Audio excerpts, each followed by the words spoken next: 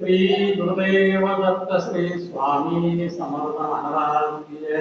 अनंत कोटि ब्रह्मांड नायक राजाधिराज योगीराज महाराज श्री स्वामी समर्थ महाराज की जय।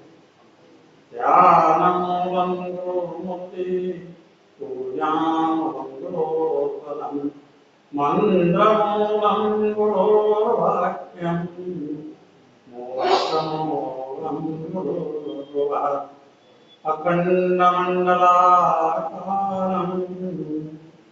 व्याप्तं येन चराचरं तत्पदं दर्शितं येन तस्मै श्रीगुरवे नमः। या ठिकाणी मनदाय माझे त्या ठिकाणी मी ठेवितो मस्तक ज्या ठिकाणी ते तुझे सद्गुरुपाय होय। सिद्धांतावधूतलिंगम श्री गुरुदेव दत्त श्री स्वामी समर्थ महाराज की जय। 2 मिनिटं जप करूया। दिगंबरा दिगंबरा श्रीपाद वल्लभ दिगंबरा दिगंबरा दिगंबरा श्रीपाद वल्लभ दिगंबरा दिगंबरा दिगंबरा श्रीपाद वल्लभ दिगंबरा दिगंबरा दिगंबरा श्रीपाद वल्लभ दिगंबरा दिगंबरा दिगंबरा श्रीपाद वल्लभ दिगंबरा दिगंबरा दिगंबरा श्रीपाद वल्लभ दिगंबरा दिगंबरा दिगंबरा श्रीपाद वल्लभ दिगंबरा दिगंबरा दिगंबरा श्रीपाद वल्लभ दिगंबरा दिगंबरा दिगंबरा श्रीपाद वल्लभ दिगंबरा दिगंबरा दिगंबरा श्रीपाद वल्लभ दिगंबरा दिगंबरा दिगंबरा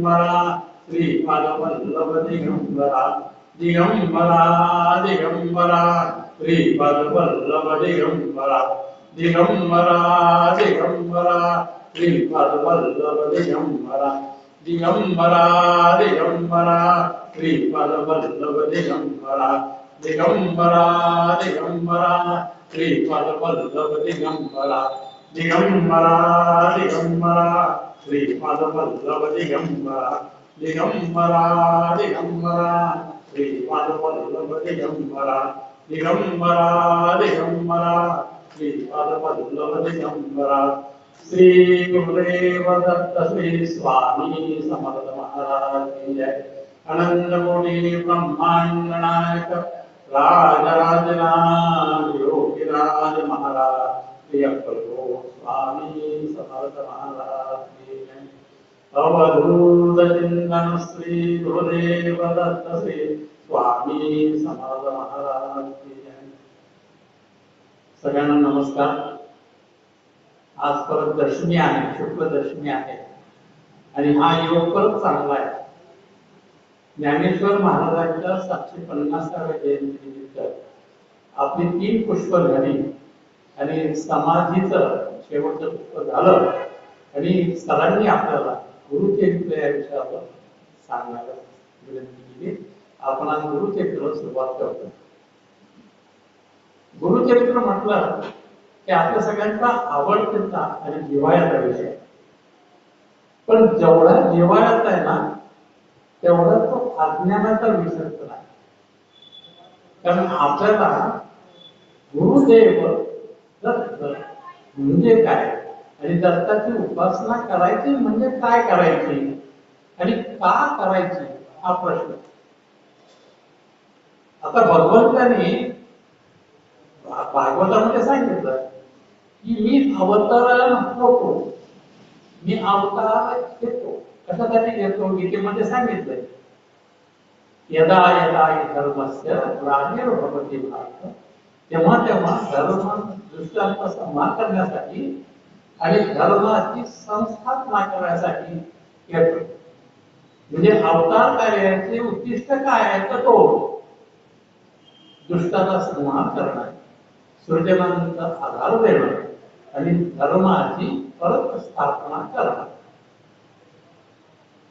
या कार्यासाठी कोण येणार लागतं? जगात अत्यंत परमात्मा हा अवतार घेतो. आता आपल्याकडे म्हटलं की जगण्याचा निबंध भगवान परमात्मा. मग परमात्म्याचे किती प्रकार, भगवान किती प्रकारचे? रामाला भगवान म्हणतो, कृष्णाला भगवान म्हणतो, विष्णू आहे, शिव आहे, त्या सगळ्यांना भगवान म्हणतो. पण ह्याच्या पाठीमागे शास्त्रीय भूमिका काय ही पाहिली तर आपल्याला कळतं की सांख्य तत्वज्ञानाप्रमाणे देव एकच आहे. त्याला वेगवेगळ्या नावाने संबोधलं जातं, पण तो असतो एकच. तुम्ही ज्याप्रमाणे त्याला भसता त्याप्रमाणे तो तुम्हाला देतो. आणि मग गोंधळ कुठं होतो की आपण आपल्या मताप्रमाणे देव काय आहे हे समजतो. मग कोणी म्हणतो नाही शिव म्हणजे मुख्य देव, विष्णू म्हणजे देव, मग दुसरं म्हणजे नाही महालक्ष्मी म्हणजे देव, पार्वती म्हणजे देव. देव आणि देवी एकच. पण खरा तत्त्वज्ञान काय आहे? जेव्हा पृथ्वीची संकल्पना झाली आणि ईश्वरला वाटलं की मी एक आहे, मला रहस्य व्हायचंय, मला अनेक रूपाने मीच मला बघायचं, म्हणजे मी एक आहे आणि माझे अनंत रूप करायला पाहिजे असेल तर मग नाना प्रकारचे आरसे जर मी समोर ठेवले तर माझंच प्रतिबिंब त्यात मला दिसेल. पण मूळ कोण आहे? मूळ एकच आहे. त्याची प्रतिबिंब रूपाने वेगवेगळी झाले म्हणजे एक ईश्वर आणि प्रकृती रूपाने त्याची वेगवेगळी रूप झाली. आणि ह्या चराचरांमध्ये भरून राहिलाय का तो एकच ईश्वर. मग ह्या ईश्वराचं काय? जेव्हा मी सृष्टी निर्माण केली त्याचं संगोपन करणं हे माझंच काम आहे. आणि मग हे संगोपन करताना काय करायला लागतं? तर त्याचं सर्वस्व जी जबाबदारी असते ती परमेश्वरावर असते. मग ते करताना दुष्ट लोकांची जी दुष्ट प्रवृत्ती आहे ती नाहीशी करायला लागते. सज्जन लोकांना उत्थापित करायला लागतं आणि धर्माला आलेली ग्लानी दूर करायला. ही खरं अवतार कार्याची वैशिष्ट्य. अवतरण होणे म्हणजे खाली येणं. कुठून खाली येणं हा प्रश्न येतो. तर कुठून खाली येणं? तर त्या वैकुंठम आपल्याकडे 7 स्वर्गाचे सांगितले, भूर्भुवः स्वः महाजानः सत्यम. आणि सत्यम मधून तो देव अवतरण होत मनुष्य रूपामध्ये या देहामध्ये येतो आणि तुमच्याशी संवाद साधतो. त्या रूपामध्ये जर देव आला, तो निर्गुण आहे, निराकार आहे, निरअवयव आहे, असा असला तर तो मी समजू शकेल का? तो मला पाहू शकेल, मी त्याला पाहू शकेल का? त्यांनी दिलेले उत्तर मला समजू शकेल काय? किंवा माझा आदर्श जो आहे ते मला अपेक्षित उत्तर मिळेल काय? याचं उत्कृष्ट उदाहरण म्हणजे गीतेमध्ये कृष्णाला दाखवलेलं विश्वरूप दर्शन. अर्जुन प्रश्न विचारतो कृष्णाला, भगवंता तू एवढे एवढे रूप मला सांगितले, ज्या विभूती मला सांगितले, हे सगळं खरं आहे, पण मला तुला बघायचं झालं तर बघता येईल का? आणि मला शक्य आहे का बघणं? तर म्हणजे हो शक्य आहे. कृष्णाच्या प्रेमामुळे लगेच त्यांनी तुझं रूप दाखवायला चालू केलं आणि त्यांनी आपलं मूळ रूप दाखवलं. तेवढं एक महामधुर रूप होतं की अर्जुनाला पाहताच येत नाही. आणि ते दिव्य रूप साध्या डोळ्याने दिसणं शक्य नाही. त्याला अधिकार प्राप्तीची दिव्य शक्ती पाहिजे. ते नाही हे कृष्णाला समजलं. त्याला अर्जुन बघत कसला कृष्ण दाखवतोय, ते दाखवून आले तुला दिसते ना. मग त्यांनी सांगितलं आता तुला लोकेशन देतो आणि मग तू पहा. ते दिल्यानंतर त्याला दिसायला लागलं आणि किती अद्भुत होतं की ते जर बघू शकलं नाही. हे जर मूळ रूप असेल, त्याची जर अर्जुनाची अवस्था असेल तर साध्या भक्तांची काय होणार. अर्जुन एक उच्च अधिकार लेवलवर असलेला भक्त आहे. आपण नाहीये. आपल्यावर काय, मला हे विक्षेप आपल्या आत्म्यावर आहे आणि आपण काय करत असतो की त्या परमेश्वरापर्यंत जाण्यासाठी चित्तशुद्धी करत असतो. तर चित्तशुद्धी करायला म्हणजे काय, हमाम लावायचा का नाही, दुसऱ्या कोणते करायला काय नाही. चित्तशुद्धी करण्यासाठी आपल्याकडे जे संस्कार आहेत ते संस्काराचे आपल्याला लेपन करायला लागतं. ते निर्लेप करून टाकायला लागतं. त्याने काय होतं, स्वबुद्धी स्वशक्ती निर्माण होते आणि आपण त्या परमेश्वरापर्यंत जाऊन पोहोचतो. अनेक जन्माच्या संस्कारामुळे आपल्या बुद्धीवर आवरण प्रकट होतात आणि त्या आवरणामुळे आपल्याला मूळ तत्वाचा विसर होतो. आता याचं उदाहरण म्हणजे आपण बरेच आहे, आपल्याला पुढे जायचं जातो की ज्ञानेश्वराचं उदाहरण घ्या. ज्ञानेश्वरांच्या रेड्याला हात ठेवला आणि सांगितलं की तू आता वेद बोल. काय झालं असेल, रेड्या पण त्यांची प्रज्ञा प्रज्वलित केली त्यांनी आणि त्याला सांगितलं की तू पूर्वजन्मी कोण होता हे आठव. गुरुच्या कृपेमुळे त्याला आठवतं की मी आज जरी पशु असलो तर पूर्वीच्या काळी मी ब्राह्मण होतो. माझ्या कर्माच्या विक्षेपामुळे माझं पतन झालं आहे, मी ते करू शकलो नाही. आणि मग जर मी ब्राह्मण असेल तर मग असं म्हटल्यानंतर ते सांगणार की ते चालू केलं त्यांनी. ते आलं होतं हे ज्ञान तुमच्याकडे असतं पण हे गुरुकृपेने उलगडलं जातं. त्याचा आवाज जो मला आहे तो नाहीसा होतो आणि फरक पडला की गेले सुरू. नंतर त्या रेड्याची अवस्था काय झाली, तो पशुयोनीमध्ये जन्मला असला तरी त्याची प्रज्ञा प्रज्वलित झाल्यामुळे तो पशुसारखा राहू शकत नव्हता. त्याची प्रज्ञा प्रज्वलित झाली होती.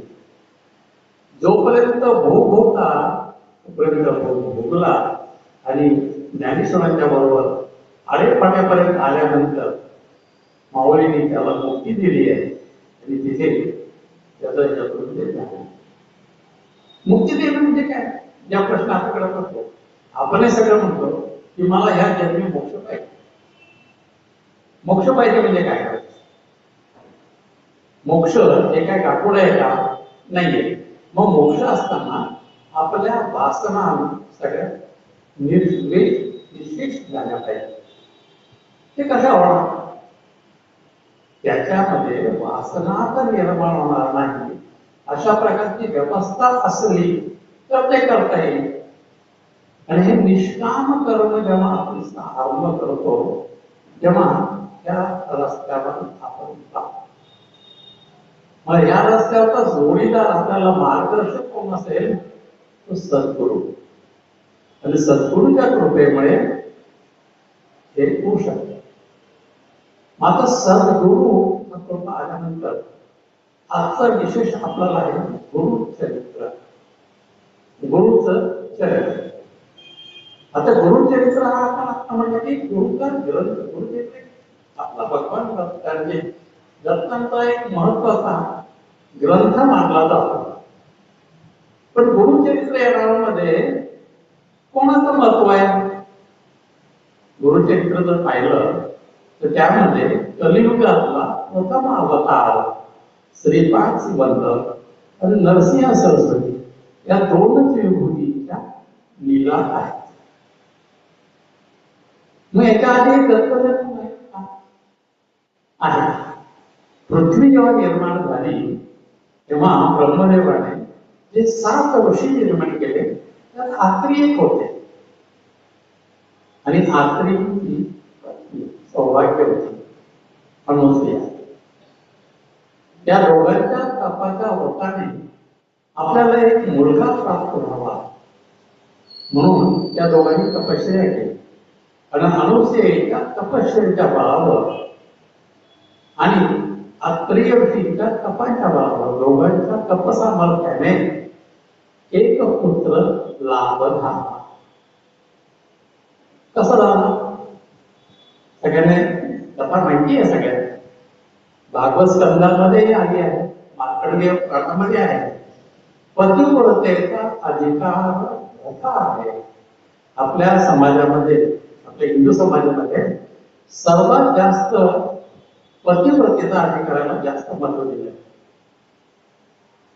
आणि या अवतारामध्ये काय सांगितलं की पतिव्रतेचा अधिकार एवढा मोठा असतो की सर्व जगतावर तिचा अधिकार असतो. हा अधिकार प्राप्त होतो तर तिच्या स्ववर्तनाने, तिच्या केलेल्या कर्माने, तिच्या निष्काम भक्तीने आणि तिच्या निष्काम कर्तव्यामुळे हे साध्य होते.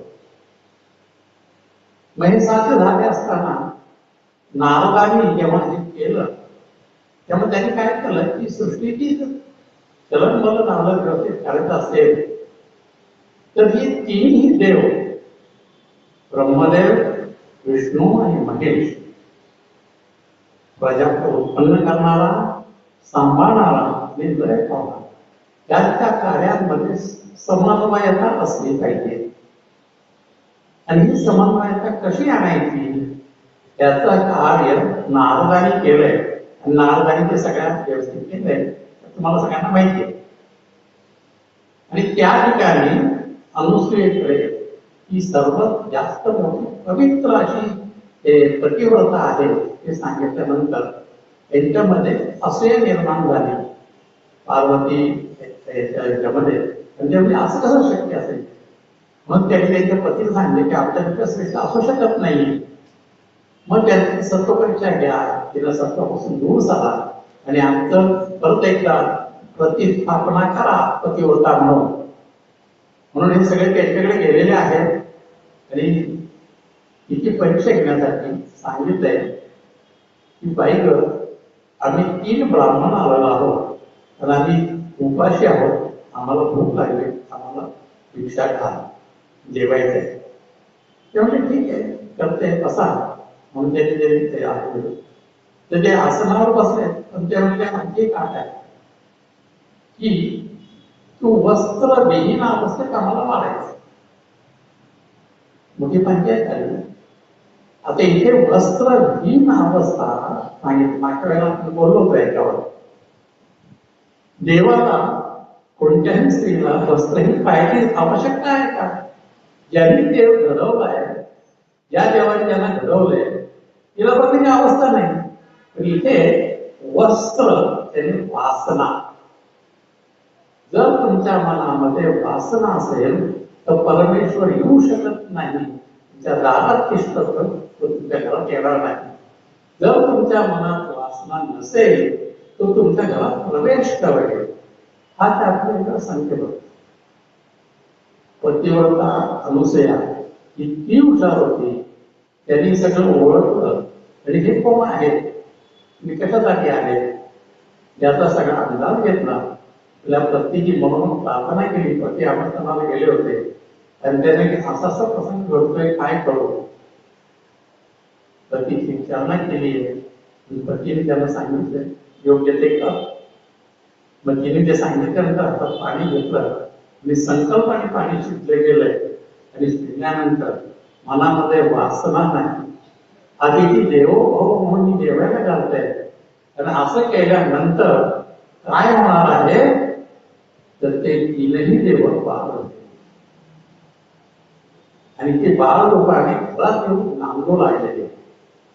आणि घरात येऊन नांदू लागल्यानंतर काय झालंय तर त्यांना एक सुधारणे भूक लागलेली होती. आणि मग त्या भूकेत तिने स्तन्य दिलेला आहे. तिने स्तन्य पाजलेला आहे. हे करताना देव स्वतःचा अस्तित्व विसरलेले आहे. कोणापुढे? मातेपुढे. कसली माता? पतिव्रता माता.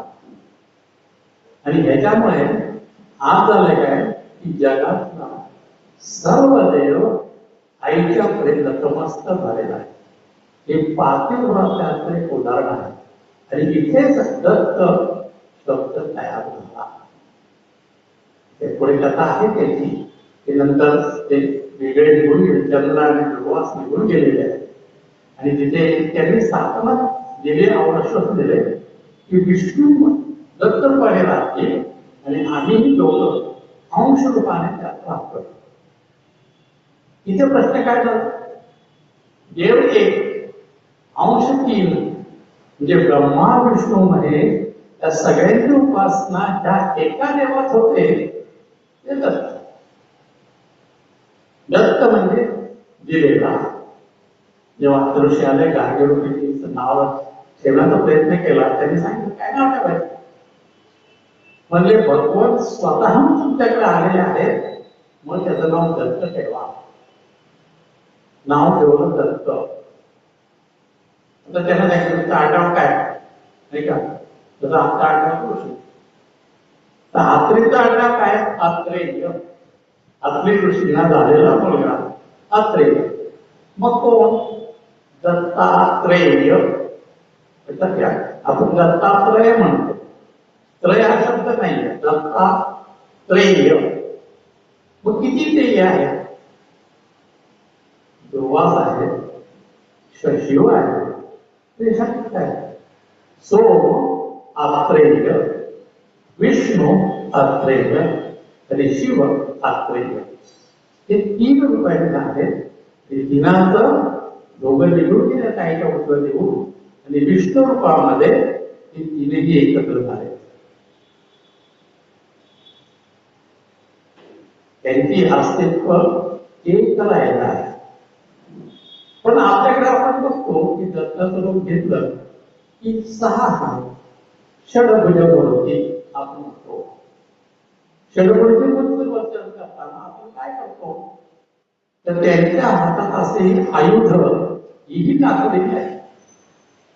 आणि त्या आयुधाच्या क्षेत्रानुसार त्याला दत्तात्रेय म्हणतात. मग कमंडलू आणि माला एका ब्रह्मरूप आणि त्रिशूळ आणि शंख आणि पद्म एका. अशा प्रकारे ब्रह्मा विष्णू आणि महेश त्यांचं एकत्र रूप जे दिसत त्याला दत्तात्रेय म्हणतात. हा अवतार कधीचा असा विचार केला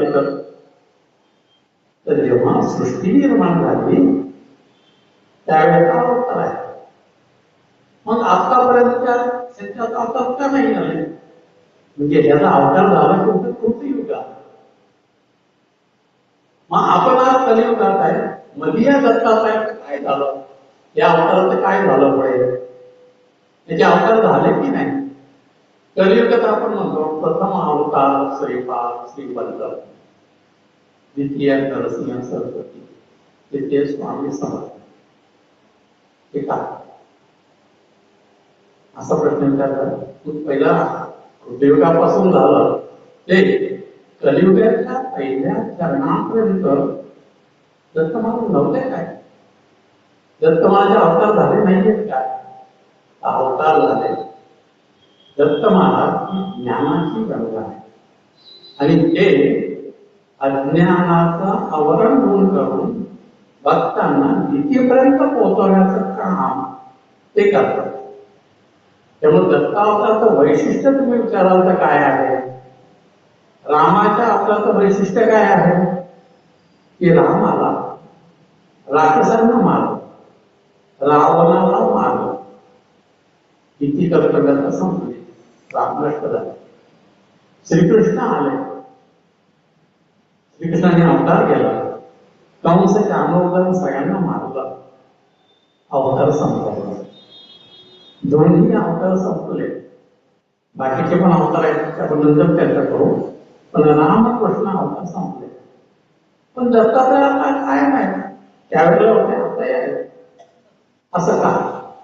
आपण जर विचार केला ना तर आपल्याला कळेल की दत्त अवतारामध्ये सर्वात महत्व कशाला आहे तर ज्ञानार्जनाला आहे. सगुण रूपाच्या ज्ञानाकडून निर्गुणाच्या ज्ञानात जाऊन आपण त्या अवस्थेला पोचायचा आहे जो ईश्वर एकनिष्ठ एक रूप एक रंग आहे. आपण माऊलीचं उदाहरण घेतो. माऊली लहानपणी म्हणजे त्यांच्यात गुरु परंपरेचा विषय आपण जर पाहिला तर कोणती परंपरा आपल्याला दिसते? आदिनाथापासून मच्छिंद्रनाथ आले. मच्छिंद्रनाथ उपदेश गहिनीनाथा दिला, गुरुक्षणाचा दिला, गुरुक्षणाने गहिनीनाथ दिला, गहिनीने निवृत्तीनाथा दिला, निवृत्तीनाथाने ज्ञानेश्वराला दिला आणि बाकी सगळ्यांना दिला. परंपरा नाथ संप्रदायाची आहे. नाथ संप्रदाय असला तरी शिवभव शंकर हे जरी आदिनाथ असले तरी यांचं ज्ञानाची दिशा देणारे दत्त महाराज गुरुदेव दत्त. आता दत्त गुरुदेव दत्त कोण शब्द येतात?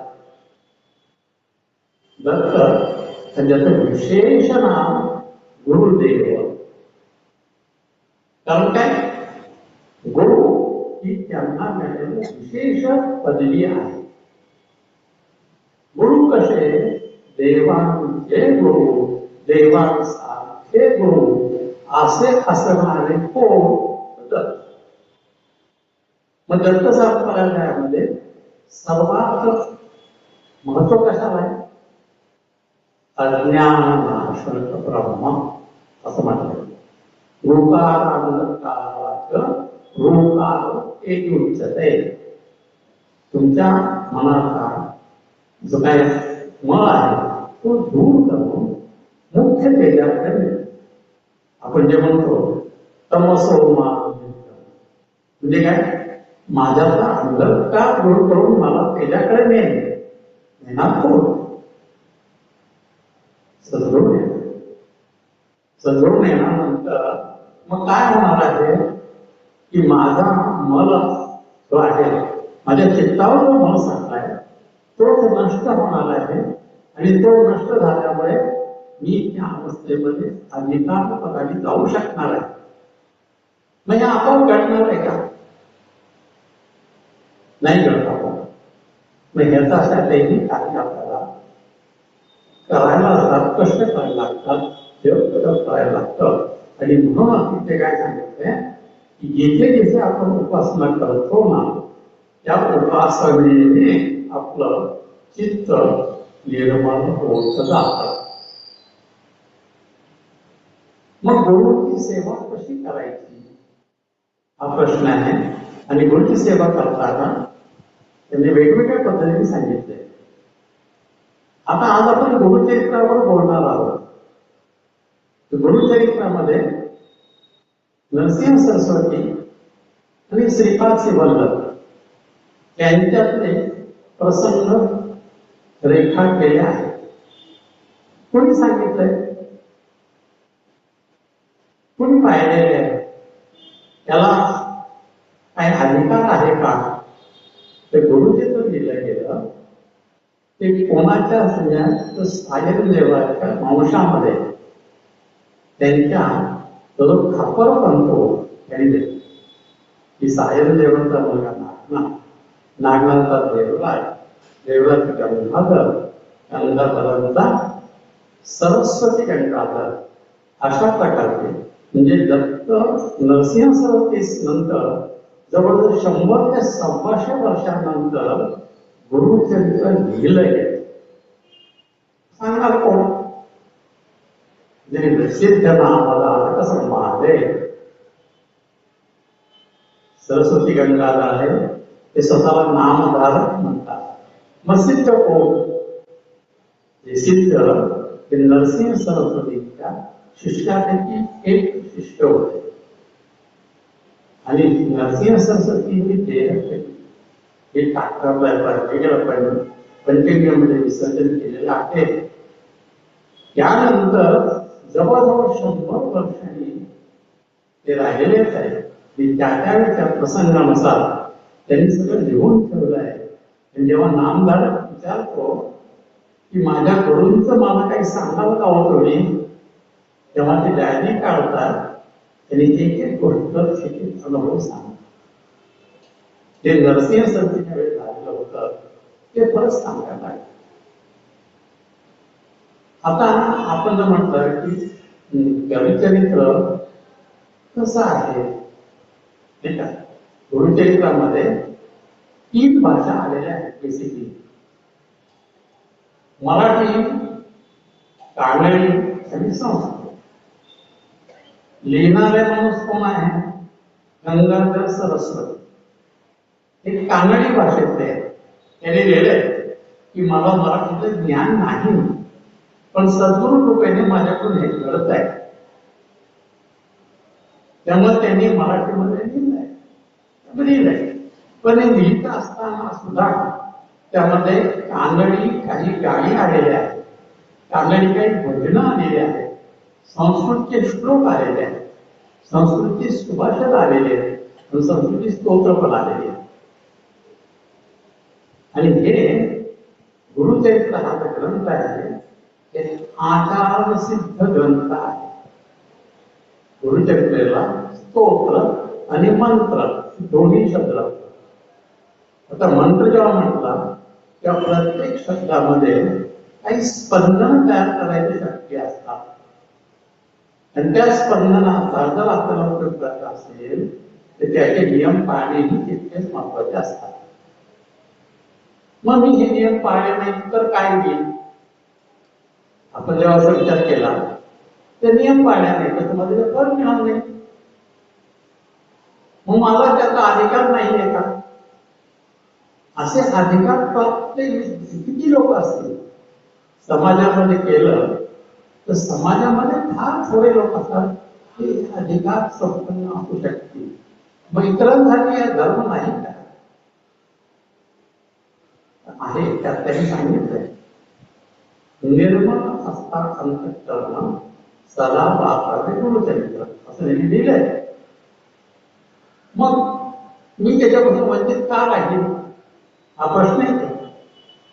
आता गुरुचरित्रामध्ये काही अन्विच्या अध्याय आहेत. अन्विच्या अध्यायामध्ये तुम्ही कसं जीवन जगावं हे सांगितले. हे सांगताना त्याला प्रमाण काय सांगितलंय की तुमचं उपनयन होणं महत्वाचं आहे. उपनयन झाल्यानंतर गायत्री मंत्र म्हणण्यात तुम्हाला अधिकार आहे. आता माझं उपनयन झालंच नाही तर मग त्याला अधिकार नाहीये का? अर्थात सांगणार नाही, पण असं होत नाही. गीतेमध्ये पण त्यांनी सांगितले श्रद्धावान लभते ज्ञान. त्यांनी शब्द म्हणले श्रद्धावान, ज्याच्याकडे श्रद्धा आहे त्याला ज्ञान मिळतं. त्यांनी म्हणत आहे ज्ञानवान लभते ज्ञान. तुम्ही खूप वाचलं, खूप अभ्यास केला, तुम्हाला ज्ञान मिळेल का? नाही मिळणार. पण तुम्ही श्रद्धापूर्वक जर ते आचरलं तर त्याचा तुम्हाला फायदा मिळतो. मग इथेही जो प्रश्न आहे मला नाही करता येत, माझ्यावर संस्कार नाही करता येत, हा माझा दोष आहे का? त्यावेळेस संस्कार करून घ्यायचे होते, नाही झाले. पण तू जर निष्ठेने जर केलं की नाही माझ्यावर संस्कार झाले नाही पण मला तुमची सेवा करायची, अशा वेळेला काय होईल तर मनाचा सद्गुरू त्यात भेटतो आणि तो मार्गदर्शन करतो. हे दत्त संप्रदायाचं एक वैशिष्ट्य आहे. त्या वेळेला किती माणसं तुम्हाला भेटतात आणि गुरुपणे भेटतात आणि तुमची भवतारक नौका कडेला नेतात. मग असं असताना मी जर म्हटलं की मी अधिकारी नाही, मी नाही काही करणार, तुझ्यासारखा दरिद्री तूच, त्याला देव सांगतो की तुझा इच्छा पूर्ण करायला मी आहे. तू 1 पाऊल पुढे टाक, मी 10 पाऊल तुझ्याकडे. आणि जोपर्यंत तुझ्या मनाचा जो मन आहे तो नाहीशी होत नाही, तुझ्या वासना नष्ट होत नाही, तोपर्यंत तो प्रयत्न करीत राहा, मी तुझ्या बरोबर राहतो. ते कसं शक्य आहे असं आपण विचार केला तर गुरुचरित्रामध्ये दोन उदाहरणं आपल्याला माहिती आहे. एक त्या परिटाचं उदाहरण आहे. परिट जो होता तो तिथे झाडायचा, अंगण झाडायचा आणि झाडत असताना इकडे एक राजा सहकुटुंब सहपरिवार त्यामध्ये आला होता आणि सगळ्यांचे तो एक पाहत होता आणि त्याच्यामध्ये विचार आला कधी कोणत्या देवाची पूजा केली असेल नाही का. याला काय वाटतं त्या देवाने एवढं दिलंय आणि मी जातोय काय नाही काय करणार पुढे. आणि हा विचार नरसिंह स्वामींना मिळतो आणि त्या म्हणतात अरे तुझ्या मनात काय आलं. पण म्हणतो आता काय महाराज सांगून काय उपयोग माझ्या मनात आलं तरी मला प्रॅक्टिकली मिळणार नाहीये. माझं आता आयुष्य म्हणजे वातावरण जे चाललोय मला हे उपयोगाला मिळणार नाही. महाराज म्हणतात वासना शिल्लक राहता कामा नये.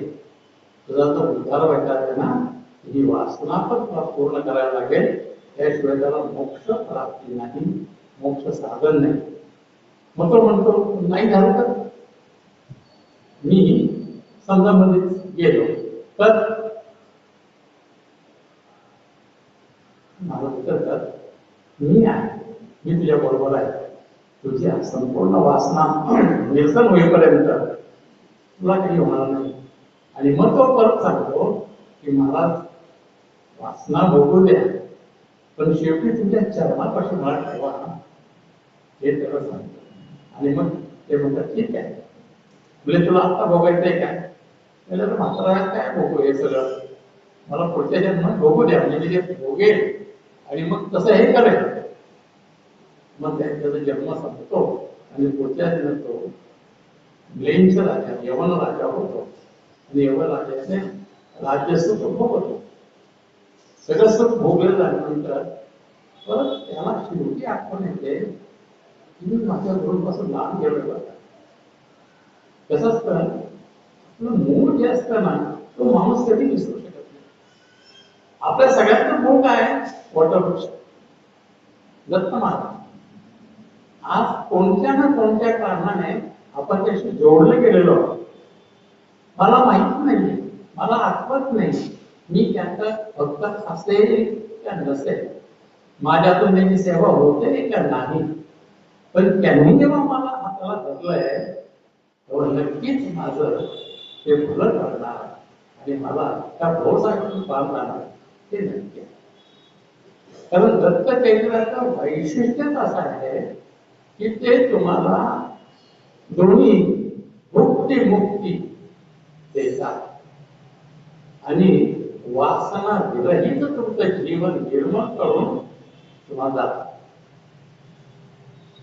या दत्त संप्रदायामध्ये आपण जो भागवतामध्ये श्लोक आहे कृतो जनार्दना देवा सत्यम रामचंद्र द्वापारे राम कृष्ण कलियुगे श्रीपाद श्रीवल्लभा. म्हणजे प्रत्येक युगामध्ये एक देवता सांगितली. मग कलियुगामध्ये देवता कोण तर श्रीपाद श्रीवल्लभ दत्त महाराज. आणि दत्त महाराज कधी आहे तर जेव्हा जग निर्माण झालं तेव्हापासून आतापर्यंत आहे. मग श्रीपाद श्रीवल्लभ आता का कलियुगे.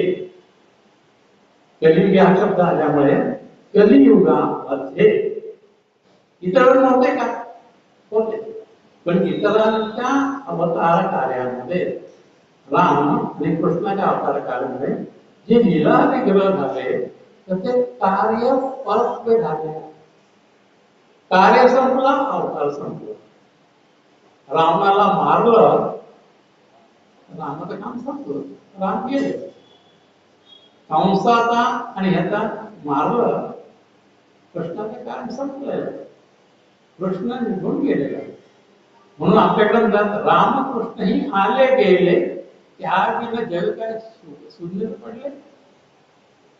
दत्ताला म्हणतात का हो नाही म्हणत दत्ताला. दत्त आले दत्त गेले असं नाही होत. कारण काय, या अवतारामध्ये एक असुरांना मारायचं, दुष्ट प्रवृत्तीचं मारायचं हे काम आहे. दत्त संप्रदायामध्ये कोणाला मारणार? तर काम क्रोध विकारांना मारणं हे दत्त स्वरूपामध्ये काम आहे. हे कधीपर्यंत आले? जोपर्यंत जन्म मरण आहे तोपर्यंत चालणार आहे. पण जोपर्यंत जन्म मरण आहे तोपर्यंत दत्तावतार आहे. मग दत्त आले काय, दत्त गेले काय, अशी संकल्पना होऊ शकत नाही. म्हणून दत्त त्यावेळेला होते, आताही आहे आणि पुढे असणार आहे. आणि मग ह्याचाच स्वरूप मला ह्या जन्मी माहितीचा फायदा झाला तर पुढच्या जन्मी तेच बघणार आहे, त्याच्या पुढे तेच बघणार आहे. मी नाही बहुतारक पास घेतला तर ते जशी वाघीण आपल्या पिल्लांना दातात धरून येते तशी सद्गुरू माऊली माझं रक्षण करून मला हे भावनाला पार करून जाईल, एवढी जी ताकद असते ना ती दत्त संप्रदायामध्ये असते. आणि म्हणून दत्ताच्या उपासनेमध्ये एक वैशिष्ट्यपूर्ण उपासना म्हणजे ह्या जन्माची आपण केलेली कृत्य आहे. आपल्याकडे नियम काय, जसं कर्म तसं फळ. म्हणजे केलेलं कर्म पाप असेल पुण्य असेल. पाप पुण्य कल्पना जरी असल्या तर ह्याच्याही पलीकडे जाऊन सत्वाच्याही पलीकडे जाऊन म्हणजे रजसत्व तमाच्याही पलीकडे गेलं पाहिजे. मग कोण? दत्तात्रय त्रिगुणात्मक त्रयमूर्ती अवतार नाना सांगितलंय, बाहेर सांगितलं नाही. आणि मग हे तिघे त्या तिन्हीच्या अवस्था पलीकडे असं नावाचे तत्व आहे ते साधल्यानंतर हे कळलं. मग आता आपण जर पाहिलं तर ह्याच्यामध्ये आपण साताचे उदाहरण घेऊ. संत चरित्रामध्ये दत्तांचं दर्शन कोणाकोणाला झालंय असं आपण लेटेस्ट पाहिलं गेलं. तुकारामांना झालंय दत्त दर्शन, एकनाथांना झालंय, रामदासांना झालंय. त्या सगळ्यांच्या कथा तर पाहिल्या. एकनाथ तुकाराम म्हणजे तर खूप अभंग त्यामध्ये आहे. ते नमन महादेव सद्गुरुनाथा हे त्यांचा अभंग प्रसिद्ध आहे. आणि मग ते तुका म्हणे अनुसूया सुद्धा आणि त्वरे मत पावा असं ते म्हणतात. तर दुसरं काय झालं तर रामदासांनाही ते सांगितले. रामदास स्वामींना समर्थ पद्धती कोणी दिली? आता हा जर प्रश्न असेल तर भगवान दत्तात्रयाने समर्थ पद्धती त्यांना दिलेली आहे. रामदासांना समर्थ पद्धती देणार भगवान दत्तात्रयाने केलंय. तर दत्तात्रय जरा अवंतर्य वेगळी असते. पण तुम्हाला सांगतो की ह्या जे हे आहे कारण झालं त्यामुळे रामदास स्वामी देवीला चालले होते विवेका म्हणता. मी तेथे गेल्यानंतर ते त्यांची ती विद्यार्थी ही आहे निजानंद जी आहे महावीरांची विश्रांती करतात ते जातात. तेव्हा तिथे एक ब्राह्मण आले होते आणि त्यांनी दत्तया चालू केला होता. आणि रामदास स्वामी ते गेले होते. आणि रामदास स्वामी केल्यानंतर त्यांनी ब्राह्मणाला विचारतात की तुम्ही काय करताय? आम्ही दत्त महाराजांना आवाहन करतोय, दत्त महाराज येतील. मग मी थांबत चालेल काय? रामदास स्वामी तुम्ही विचारले तुला हो चालेल थांबा आम्ही करतोय, तुम्हाला पण दर्शन झालं तर भाग्य तुमचं थांबा. आणि हे करताना दत्त चालू आहे. दत्त महाराज येतात कोणत्या कोलाटी रूपामध्ये येतात. दत्त महाराज त्याच्या अंगावरती वस्त्र, बायको अनघालक्ष्मी, डोक्यावर कोंबड्या ते सगळे घेऊन सगळे येत असते. आणि ती सगळे चाललंय दत्त महाराज. दत्त महाराज येतात ते येण्यापाशी अगं बाई भूक लागली मला काळजी करू नका, मी आता तुम्हाला करून घ्या. लक्ष्मी ती तिने चूट रचली, भांड ठेवलं आणि आणि त्या भांड्यामध्ये तांदूळ टाकले आणि त्यावेळी आता खिचडी करते हा सगळं. ठीक आहे, चालेल, मला लवकर का भूक लागेल. आणि त्यामध्ये तांदूळ टाकले. तर एवढ्या मोठ्या पातेल्यामध्ये तांदूळ घ्यायचे काही दिसतच नाही. एवढ्या पाते तळाला बसले ते. ती लक्ष्मी म्हणते, अरे त्याच्यामध्ये काहीच दिसत नाही, यांना तर भूक लागली आहे, करू काय? तेवढे नाही तुझ्याकडे कोंबड्या आहेत ना, टाक मला काढून त्यात. ते कोंबड्या कापते त्यात टाक. तरी पातेला भरत नाही, हिंमत चाल. मग त्यात परत म्हणजे आपल्याकडे मेंढ्या आहेत ना, त्या कापते टाकते, तरी भरत नाही. म्हणजे अहो नाही भरलो, काय करू? म्हणजे आता भडके बसले घर म्हणे का कापते. आणि ते काप म्हटल्यानंतर ते भडकी पळून जातात की खरंच ही बाई मला पकडायचं आणि मला ते कापून टाकेल. आणि कापचं काप नंतर हे पळून जातात. आणि मग तिथे राहतात कोण? रामदास स्वामी राहतात. आणि मग ती दत्त महाराज तेव्हा धरते काय घाबरत काय चांगला जरा दिसतोय, जरा भरून जाईल आपलं भांड. रामदास स्वामी म्हणतो या आखितेशी व्यक्ती नाहीये. म्हणून रामदासांनी स्वतःचं डोकं पुढे केलं. माई सुरुवात कर. आणि तिने ते हात्यावर उचललंय आणि रामदास स्वामींवर ते चालवलं. आणि चालवल्यानंतर ओम दत्तात्रय नमः म्हटल्यानंतर दत्तरूप प्रगट करतात. आणि रामदासांना आलिंगन देतात. आणि तेव्हा रामदास स्वामी त्यांना समर्थ या नावाने तो समर्थ आहे. म्हणजे त्यांनी ते अल्पधारिष्ठ बीज असं जे रामदासांनी म्हटलंय ना, की सद्गुरूला भेटायसाठी माझ्या मनामध्ये अल्पधारिष्ठ पाहिजे आहे, तर दे. आणि ते केल्यानंतर दत्त महाराज स्वतः भेटतात. ही त्यांची झाली नाथांची घटना तशीच आहे. ते तर इथे आपल्या औरंगाबाद किल्ला आहे, त्या किल्ल्यावर ते जनार्दन स्वामी होते. आणि जनार्दन स्वामींना वाटायचं की एकनाथांना दत्ताचं दर्शन व्हावं. दत्त म्हणजे तुमचे गुरु, म्हणजे जनार्दन स्वामींना विचारले तुमचे गुरु कोण? म्हणजे दत्त. म्हणले ते सेंटर जात असत ते, म्हणजे सरकार होते तेव्हा सगळेच आपल्या गडावर सगळीच एवढं होती, मारुती देवी हे सगळे असल्यानंतर ते म्हणायचे सकाळी एकनाथ सर बरोबर नाथा नाथांना बरोबर घेऊन ते गणपती देवळात गेले, श्री गुरुदेव म्हणायचे. देवीच्या जवळ गेले तर गुरुदेव म्हणायचे. आणि मग नाथाच सांगण्यात आलं की अहो तुम्ही गणपती देवळात आहात, देवीच्या देवळात आहे, तुम्हाला दत्त कुठून दिसतो? चलाचलामध्ये मला दत्त दिसतो.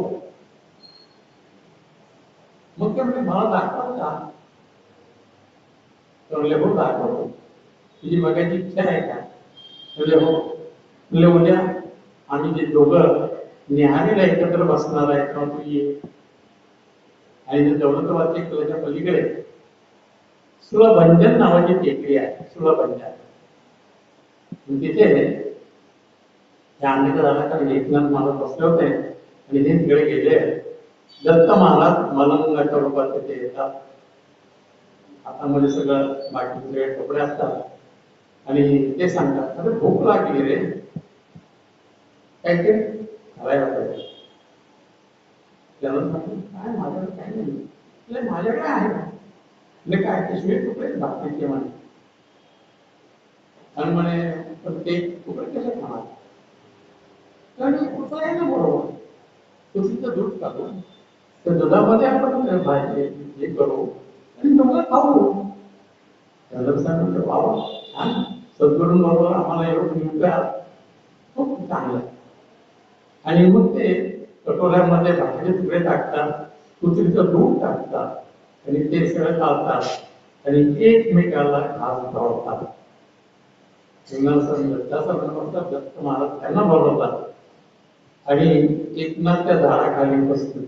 किती शिळे बाकी तुकडे कुत्रीच्या दुधामध्ये तोडलेले आणि एकमेकाला आवडीने घालतात.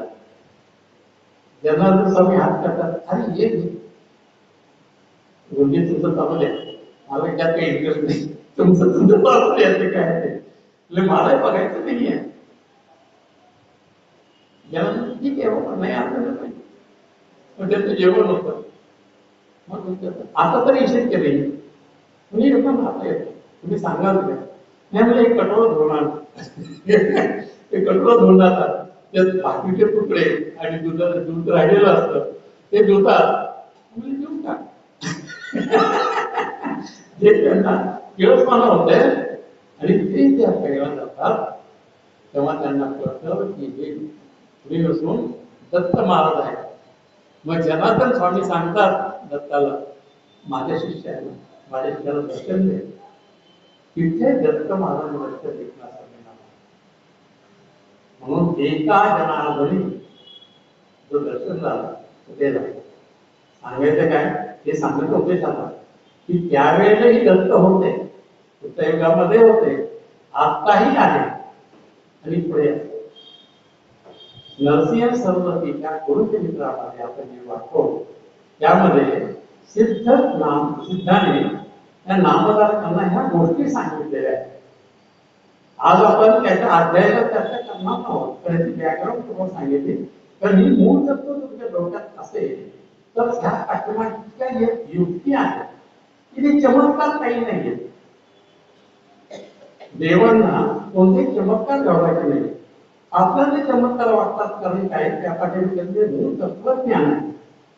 पण आपल्याकडे एक तत्वज्ञान आहे, धर्मशास्त्र, हे योगशास्त्र आणि न्यायशास्त्र यावर आधारित आहे. दुर्दैवाने आपण हे दोन्ही शास्त्र विसरलो गेलो आणि विसरले गेल्यामुळे आम्हाला प्रत्येक गोष्ट चमत्कारासाठी वाटते. पण मग महाराजांनी लीला केल्या का, महाराजांनी चमत्कार केले का असं वाटतं आणि आपण त्या चमत्काराकडे जातो आणि नमस्काराला प्रयत्न करतो. महाराज म्हणतात मला नमस्कार नको, मला तुझी कृती हवी आहे. मी जे करतो आहे त्याचं तू ज्ञान घे आणि तसा तू वाग. जर तुझे मनाचे विक्षेप दूर झाले तर तू आणि मी एक होऊ, हा संदेश आहे. पण हा संदेश मला मिळत नाही आणि मी काय करतो, म्हणजे नकोच, मी वेगळा आणि तो वेगळा. इथे सांगितलंय काय, जीव आणि भगवान. जीवाला जीवलीला म्हणतात आणि भगवंत शिवरूपातून, शिवलीले रूपातून ते आपल्याकडे करते. जीव शिवाची जेव्हा गाठ पडते तेव्हा ऐक्य भाव निर्माण होतो आणि द्वैताचा पण हे करण्यासाठी आपल्या मनाचे विक्षेप दूर व्हायला लागतात, दूर होणे आवश्यक आहे. म्हणून हे कसे करायचे, तर साधनेने आणि वैराग्याने होतात. मग मी जर अधिकारी नसेल तर कुठे वाचायचं नाही का, तर वाचा. त्यांनी सांगितलं ज्या ठिकाणी संस्कृत आहे, ज्या ठिकाणी कानडी आहे, तुम्हाला नाही समजणार, पण त्याच्यावर डोळे फिरवा, अर्थ समजणार नाही. पण इतर गोष्टींचे अर्थ तुम्हाला समजतील आणि त्यातलं तत्व तुम्हाला समजलं तर समजा 100% मध्ये 15% तुम्हाला नाही समजलं, पण 85% समजलं ना. मग 85% तुम्हाला 50% मार्क नक्कीच भेटतील, नाही का. मग या जन्मी नाही झालं तर पुढच्या जन्मी आपला उद्धार नक्की आहे, हे आश्वासन गुरुचरित्रामध्ये आहे. इतर कोणत्याही ग्रंथामध्ये हे आश्वासन नाही. दत्त संप्रदायामध्ये सर्व गुरुचरित्रामध्ये हे आश्वासन दिले, भक्तांसाठी तो जगतेची आणि येतो. मग आता हे एकंत काय की भगवान, मागच्या मी सांगितलं भगवान की अवस्था आहे ही निरावयी आहे. त्याला रूप नाही, रंग नाही, अवयव नाही. आणि अशा अवस्थेमध्ये मी ओळखू शकेल काय म्हणजे तर नाही ओळखू शकणार. मग त्या अवताराला सगुण रूपामध्ये यायला लागलं आणि माझ्या समोर तो बोलायला लागतील तेव्हा मला समजेल की महाराज काय करायचं, मग कशी मुद्रा बसायची, कसा जप करायचा, आणि मी जप करताना माझ्या मनाच्या अवस्था काय पाहिजे, याच्यावर जेव्हा मी गुरुचा उपदेश मला मिळेल तेव्हा मी माझं चित्त शुद्ध होत जाईल. मग पारायणाला पारायण करायला सांगितलं. काय होते पारायणाने? एकच गोष्ट 10 वेळा वाचली तर काय होईल हा प्रश्न आहे ना. 10 पारायण करतो. आपल्या शास्त्रीय पद्धतीमध्ये आपल्याला एक शिकवलं की एक तुम्हाला लोहचुंबक दिलंय आणि एक लोखंड दिलेला आहे, आणि तुम्हाला सांगितलं प्रयोग करायचा की या लोखंडामध्ये लोहचुंबक टाकवा. उद्देश काय आहे की लोखंडाला लोहचुंबक बनवायचं.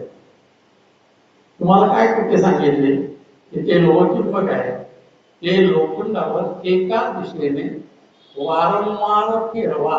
किती वेळा वारंवार? म्हणजे 1000 वेळा फिरवा. का असं फिरवणे काय?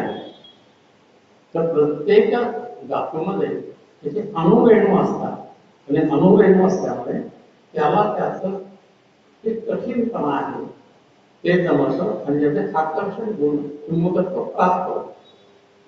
लोहचुंबकाचे जे गुणधर्म आहे ते लोखंडात येण्यासाठी लोखंडाचे अणुरेणू त्या पद्धतीने विकसित व्हायला पाहिजे, तोपर्यंत ते घासलं पाहिजे.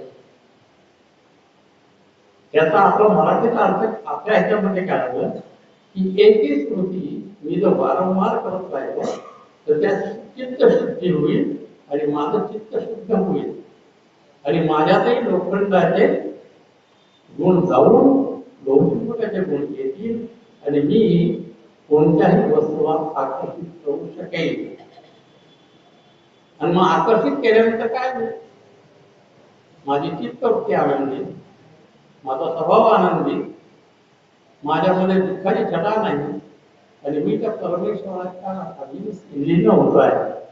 आणि मग हे जर झाल्यानंतर मग काय होईल? मी दत्त होऊन जाईल. तर पारायण करण्यासाठी एक वृत्ती सांगितली आणि ह्या वृत्तीमध्ये काय तुम्ही तादात्म्य वृत्ती निर्माण होते. म्हणजे जे तुम्ही ठरवलं आहे ते मनाने होता. तुमचं फरक पडतो का?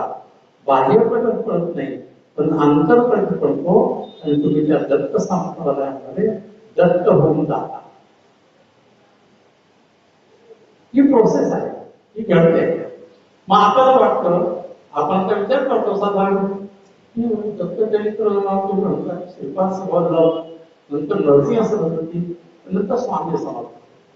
तर श्रीपाद समर्थ तर योगी होते, नरसिंह सरस्वती यती होते, स्वामी समर्थ ते बालनित्य ह्याच्या कशासाठी ओळख होते. मग हे आम्हाला जमेल काय? त्या वेळेला भगवंतांनी धर्मसंस्थापनामध्ये येऊन हिंदू धर्म टिकवण्यासाठी केलेले आविष्कार आहे. लक्षात घ्या, त्यावेळेला नरसिंह सरस्वती श्रीपाद वल्लभ झाले. कुठे झाले? तेव्हा मद्रास प्रोव्हिन्स होता आणि त्यात पिठापूर या गावी त्यांचा जन्म झाला. कोणाची सत्ता होती? मंगलाची.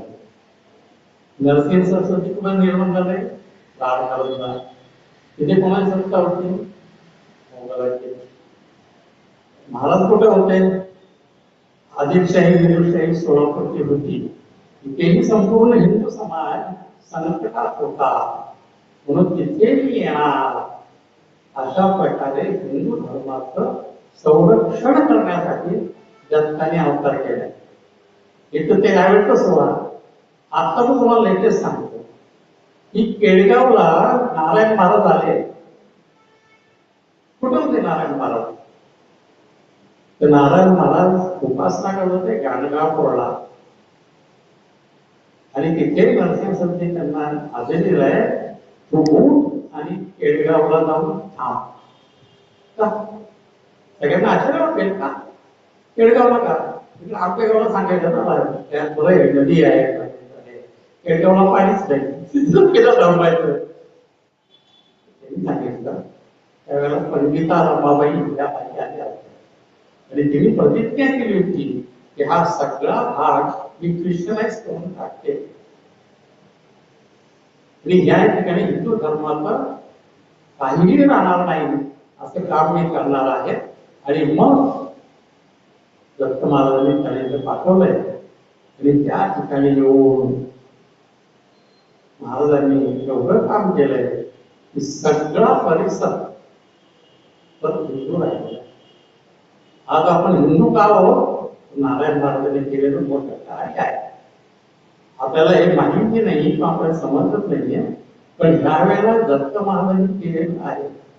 पुण्यामध्ये सुद्धा भावे स्कूलचं पायाभरणी झाली तेव्हा पहाटे 8 वाजता केडगाववरून महाराज या ठिकाणी आलेले आहेत आणि केलेले का?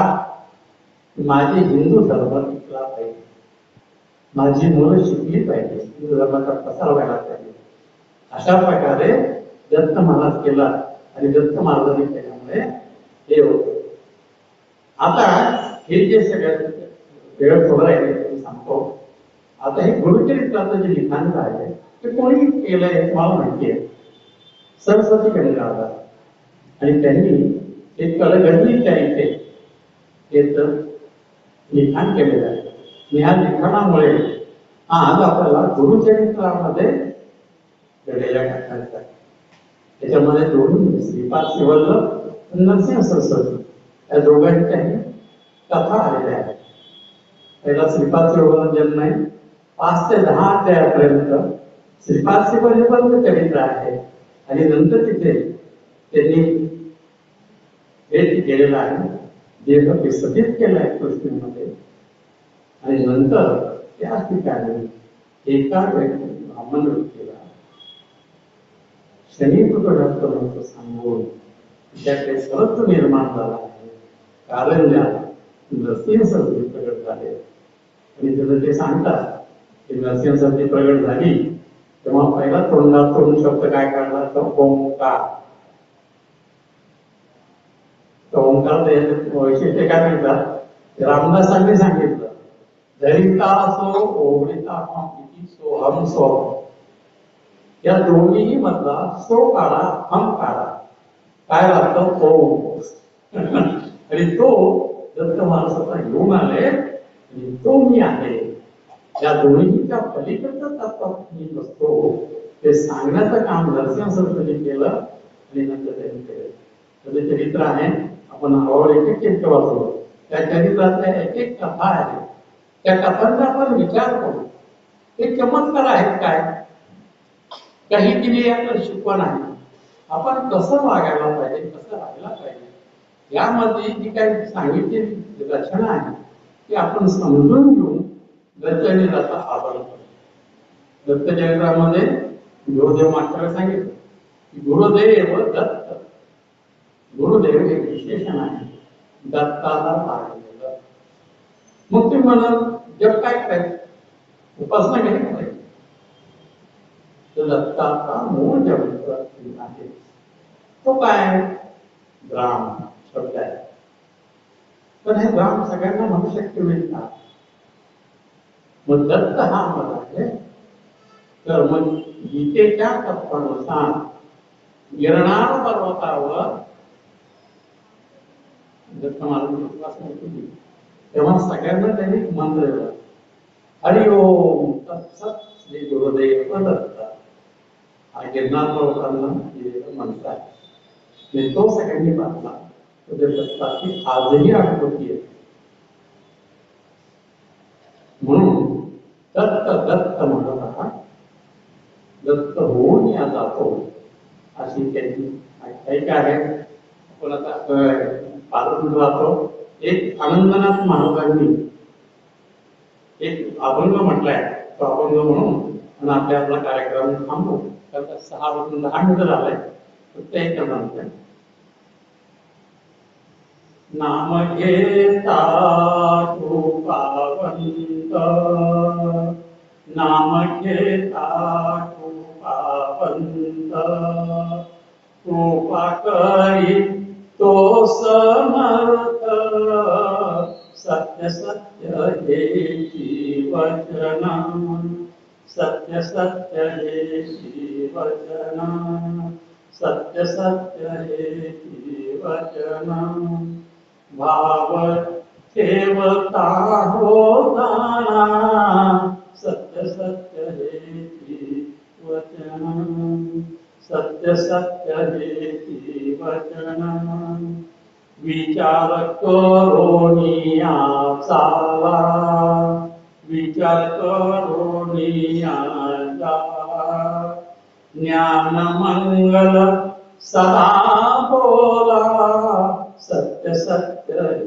हे वचन सत्य सत्य हे वचन सत्य सत्य हे वचन दया ठेवता अंतरी दया ठेविता अंतरी सुखे स्वामी त्यांचे घरी सुखे स्वामी त्यांचे घरी सत्य सत्य हे वचन सत्य सत्य हे वचन आनंद मने भक्ती करा आनंद मने भक्ती करा प्रेम धरल्या स्वामी तारी प्रेम धरल्या स्वामी तारी सत्य सत्य हे वचन